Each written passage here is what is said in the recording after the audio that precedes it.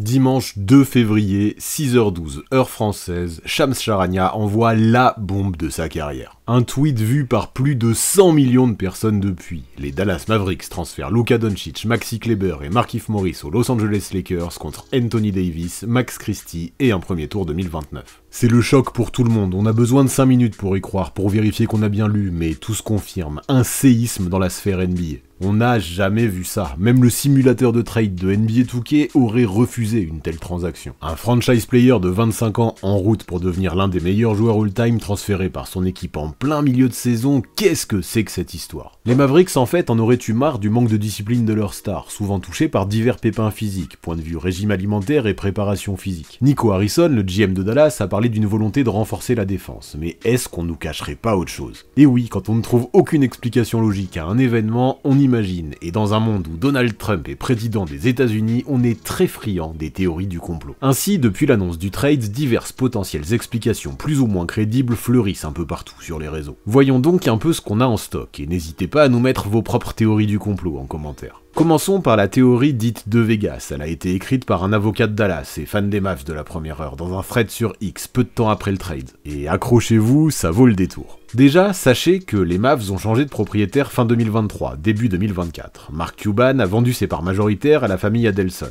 La franchise est partie pour 3,5 milliards de dollars et Cuban ne détient plus que 27,7% de l'équipe. Mais revenons-en aux acheteurs, les Adelson. Sheldon Adelson, décédé en 2021 à l'âge de 87 ans, a fait fortune dans l'immobilier et les jeux d'argent. Son gendre, Patrick Dumont, a pris sa suite à la tête de la société de casino et de complexe hôtelier, Las Vegas Sands Corporation. Et c'est lui aussi qui a hérité du titre de gouverneur des Mavericks, propriétaire quoi. La première chose à savoir sur les Adelson, c'est que le basket, eh bien, ils s'en foutent un peu. Cuban l'a dit lui-même, ce ne sont pas des basketball people. Non, eux, ce qu'ils voudraient avant tout, c'est prendre d'assaut un marché encore inexploité au Texas, celui des jeux d'argent. Pourquoi inexploité? Tout simplement parce que c'est encore illégal dans cet état. La famille Adelson rêverait ainsi d'un grand casino resort associé à une nouvelle salle pour les Mavs. D'ailleurs, fin 2022, Cuban parlait déjà d'une potentielle future salle implantée au milieu d'une zone qui rappellerait Las Vegas. Dans cette optique, la famille Adelson a déjà signé de gros chèques pour réussir à faire changer la législation. Myriam Adelson, veuve de Sheldon Adelson, s'est ainsi mis de nombreux lobbyistes dans la poche et a fait de jolis dons à des politiciens républicains qui militent pour un projet de loi en faveur de la légalisation des jeux d'argent au Texas. Mais les Adelson ont beau insister, rien n'y a fait pour le moment. Alors pourquoi ne pas utiliser les Mavericks comme levier? Un bon gros chantage. Ah, vous ne voulez pas changer la loi? Ok, on va faire de Dallas, finaliste en titre, une franchise suffisamment naze pour que la NBA accepte de déplacer l'équipe à Las Vegas. Vegas qui, on le rappelle, est une des deux villes favorites dans le projet d'expansion de la ligue prévu au plus tôt en 2026. Demain quoi. Là d'un coup ça colle, ça a du sens. En effet, quelle meilleure décision que de se débarrasser de Doncic en l'échangeant contre un joueur surnommé Street Close pour plomber la franchise. En un seul move, ils ont déjà réussi à se mettre tous les fans à dos. L'équipe a perdu plus de 700 000 followers sur Instagram, rien que le jour du trade. Et si le tandem Kyrie Davis ne mène à rien, qui sait combien de temps il faudra pour se relever d'une telle décision. Chute du prix des places, chute des audiences, des revenus, la menace est réelle. Les Adelson auraient-ils donc tout orchestré d'avance en laissant Nico Harrison passer pour l'idiot du village dans le seul but de faire plus de dollars? Maybe. L'argent est roi après tout. Et dernier petit détail qui peut avoir son importance dans l'histoire, en 2016, Sheldon Adelson, le patron de Las Vegas Sands Corp, avait proposé la construction d'un nouveau stade capable d'accueillir une équipe NCAA et NFL à Las Vegas. Le milliardaire, qui avait initialement prévu d'y investir 650 millions de dollars, s'était ravisé suite à des désaccords avec les Raiders concernant le bail, mais ces derniers ont bien déménagé d'Oakland à Las Vegas en 2020. L'Allegiant Stadium se trouve à quelques pas du siège social de Las Vegas Sands Corp, mais aussi du Venetian et du Palazzo, deux resorts mythiques fondés par Sands Corp avant d'être vendus en 2022. L'entreprise, 3e mondiale en termes de revenus casino, est aujourd'hui présente seulement en Asie, à Macao et à Singapour. Allez, on passe à une autre théorie qui a pas mal de hype elle aussi. Le transfert de Luka Doncic serait tout simplement une manière pour la NBA de rebooster ses audiences en berne ces dernières saisons. Les gens se désintéressent de notre ligue, boum, blockbuster trade historique, et qui de mieux que les Lakers avec leurs palmiers, leurs 17 titres et Hollywood pour relancer l'intérêt des spectateurs. LeBron et Luka, Batman et Robin, action. Juste l'année où les Boston Celtics sont champions en titre. Magnifique en termes de storytelling. C'est bien plus vendeur qu'une finale Cavaliers-Thunder tout ça, et ce n'est pas Adam Silver qui dira le contraire. La ligue a besoin que ses équipes implantées dans de gros marchés aillent bien, et ce deal vient de garantir aux Lakers la présence d'une star pour les années à venir, même après LeBron. D'accord, mais rien n'obligeait les Mavs Mavs à se plier à de potentielles consignes de la ligue, si. Eh bien pour certains ce serait une manière pour les Mavericks de payer leur dû à la NBA pour avoir mis sous le tapis plusieurs affaires bien sales. Une enquête de Sports Illustrated avait révélé en 2018 l'ambiance de travail toxique au sein de laquelle des dizaines de femmes employées de la franchise ont subi misogynie, harcèlement sexuel et violence pendant des années. Durant la même période, il y a aussi eu l'affaire Pence DJ, soit le surnom d'un employé connu au sein de la franchise pour regarder du porno au bureau, à la vue de tous. Heureusement, le ménage a normalement été fait depuis, avec un mea culpa de Mark Cuban. Vous savez, le mec qui avait déclaré qu'il choisirait Doncic plutôt que sa propre femme. Bon, next, nouvelle théorie, et si Luka Doncic avait atterri à Los Angeles grâce à l'influence de Clutch Sports. Qui dit Clutch Sports dit Rich Paul, l'agent de LeBron, qui avait déclaré ceci avant la draft en juin 2024. Nico Harrison est comme un oncle pour Bronny, si les Lakers ne le prennent pas en 55, les Mavericks le prendront en 58. Nico Harrison, l'homme à l'origine du trade de Doncic, une manière de faire un cadeau à LeBron et de se débarrasser d'un Luka qui l'exaspère, un peu gros quand même. Mais ça n'empêchera pas certains de se dire que Clutch Sport a des espions payés par les Lakers un peu partout en NBA. Surtout que Nico Harrison a bossé pendant 20 ans chez Nike, notamment avec Kobe, LeBron ou encore Kyrie Irving, avant de se voir attribuer les pleins pouvoirs aux Mavs en 2021, et ce sans aucune expérience préalable dans un front office NBA. L'année dernière, il a montré être capable de prendre de bonnes décisions pour l'équipe, avec les arrivées de Daniel Gafford et PJ Washington à la deadline. Pourquoi donc se saborder en échangeant Doncic sans faire monter les enchères au préalable? Oui, car on rappelle que Rob Pelinka, qu'il connaît très bien, est le seul GM qu'il a appelé au moment de vouloir trader son prodige. Harrison, c'est aussi le gars qui était en charge de la présentation complètement ratée de Nike devant Stephen Curry en 2013. 1. Il l'a appelé Stephen et non Stephen. 2. Il a lancé un PowerPoint dont le titre était Kevin Durant.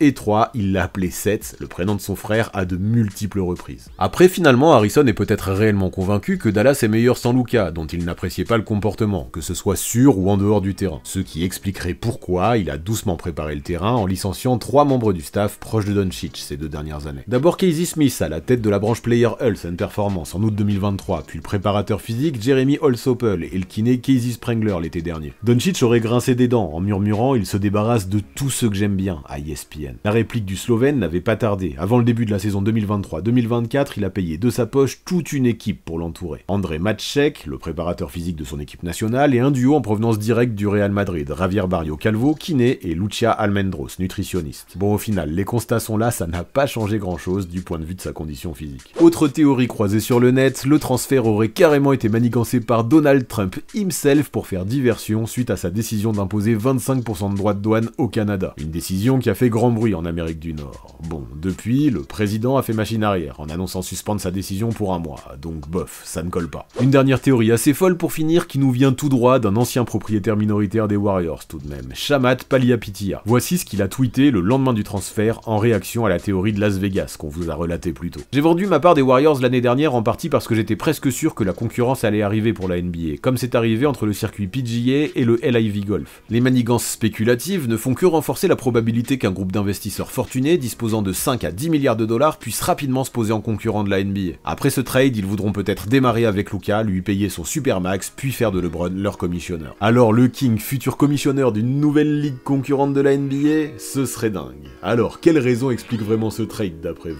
À vos commentaires, on vous écoute. Avant de partir, abonnez-vous à la chaîne de Basket Info, mais aussi à celle du 6ème homme pour avoir 2 visions complémentaires de la NBA. Les dernières vidéos mises en ligne apparaissent sous vos yeux.